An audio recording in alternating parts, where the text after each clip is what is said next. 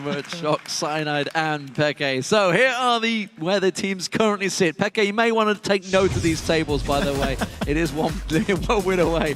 Alliance, they do continue to hold first place, although that lead is indeed dwindling with 2 losses this week, and they're on a 4-game losing streak now. They're 14-6. Meanwhile, Fnatic, you're not top yet. They are extending their win streak to 6 wins in a row, but of course they are second place now, 13 wins, 7 losses. We do have a tie in third place, where SK Gaming and the Super Hot Crew are now 11-9. Millennium has slipped into 5th in a tie with the rising Roccat, who are on a 5-game winning streak.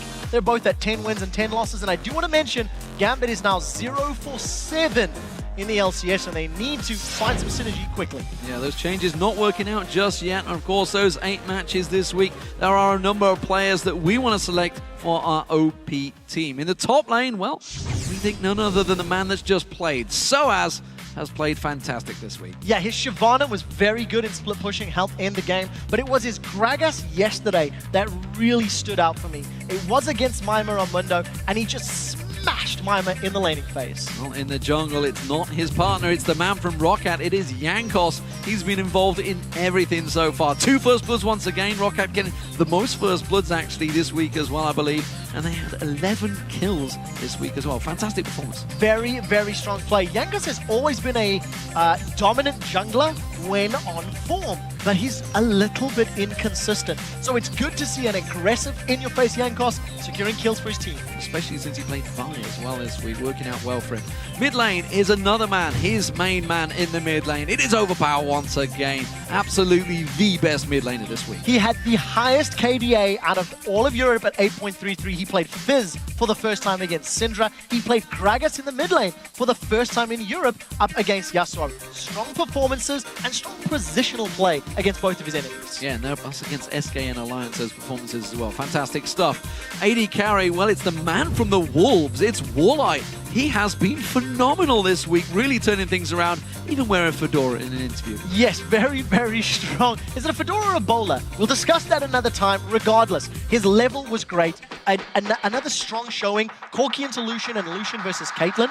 I do want to give special mention to a few other AD carries as well. Creatine on Ezreal, Reckless on Vayne. Yep. But it was Warlight that shone in a team that is struggling when he needs to step up. He's delivering for the Wolves, helping them maybe get closer to 6th. Well, with another impressive victory for Roccat. Of course, we're looking towards Vander as the support. He had 31 assists this week. It's the most in week 8. Yeah, and if memory serves, he went unkilled yesterday and gave up 2 deaths today.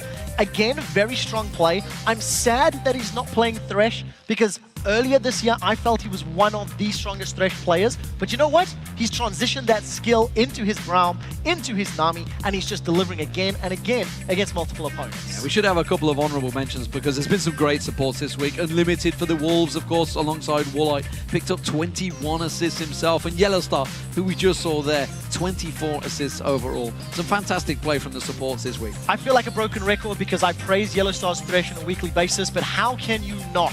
He delivers every single time. His death sentences, his lanterns, and his positioning.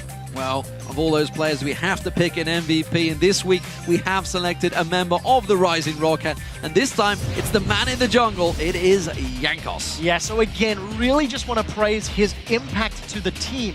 Without Jankos creating the opportunities, Roccat are seldom going to be able to make aggressive plays, and I feel now that he's making the plays and he's got the support of his team around jungles, around the lanes, things are working out for Roccat. He definitely is a leading force when it comes to starting fights and starting engagements. This week, it worked out for Roccat. Yeah, that being one of the first bloods in the top lane against Wicked. Fantastic stuff, ladies and gentlemen. Week 8 of the League of Legends Championship Series will be continuing tomorrow in the North America, starting with Complexity versus Curse. A big one because those two teams went huge in the Super Weeks, of course, and then it's going to be followed by Evil Geniuses up against Cloud9. That will be followed by Counterlogic Gaming as they take on Team Solo Mid.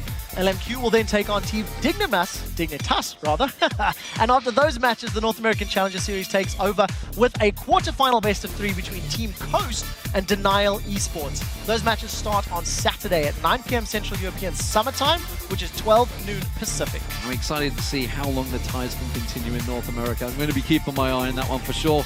Next week, of course, the European LCS will continue right here in Cologne, Germany, as the Super Hot crew will be taking on Rocket. That's a game you will not want to miss, that's for sure. And then Gambit will be going up against Alliance. That will be followed by Fnatic versus the Copenhagen Wolves and SK Gaming versus Millennium. That will all be starting next Thursday at 5 p.m. Central European Summertime, 9 a.m. Pacific. I'm pretty sure that's 6 p.m. Should actually. be 6 p.m. I'm pretty sure that should be 6 p.m., not 5 p.m. Right after the LCS preview show, we'll be kicking things off, of course. That's going to be half an hour before at 5:30. That does it for us, of course. Thank you very much for watching. Stay tuned, though, for the European Challenger Series quarterfinals that will be kicking off right now.